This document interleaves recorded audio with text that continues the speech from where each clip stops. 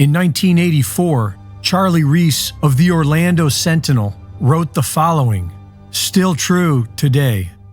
100 senators, 435 congressmen, 1 president, and 9 Supreme Court justices equates to 545 human beings out of 300 million who are directly, legally, morally, and individually responsible for the domestic problems that plague this country. I excluded the members of the Federal Reserve Board because that problem was created by Congress. In 1913, Congress delegated its constitutional duty to provide a sound currency to a federally chartered but private central bank.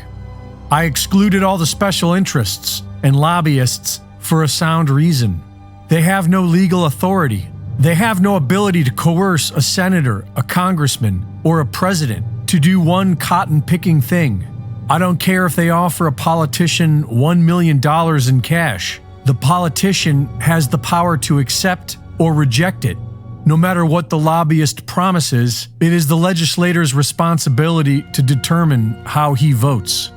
Those 545 human beings spend much of their energy convincing you that what they did is not their fault. They cooperate in this common con, regardless of party. It seems inconceivable to me that a nation of 300 million cannot replace 545 people who stand convicted by present facts of incompetence and irresponsibility. I can't think of a single domestic problem that is not traceable directly to those 545 people. When you fully grasp the plain truth that 545 people exercise the power of the federal government, then it must follow that what exists is what they want to exist. If the tax code is unfair, it's because they want it unfair. If the budget is in the red, it's because they want it in the red. If the Army and Marines are in Iraq and Afghanistan, it's because they want them in Iraq and Afghanistan. If they do not receive Social Security, but are on an elite retirement plan not available to the people, it's because they want it that way.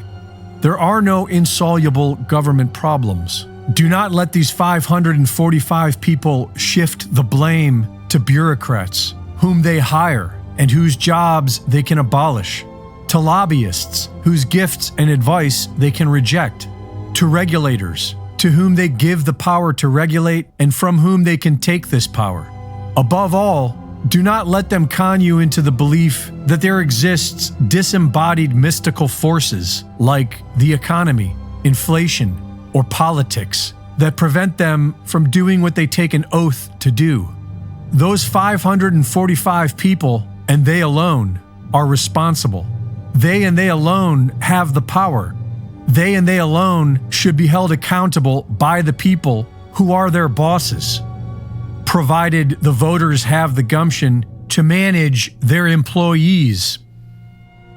Reading from Charlie Reese and reporting for InfoWars, this is Greg Reese.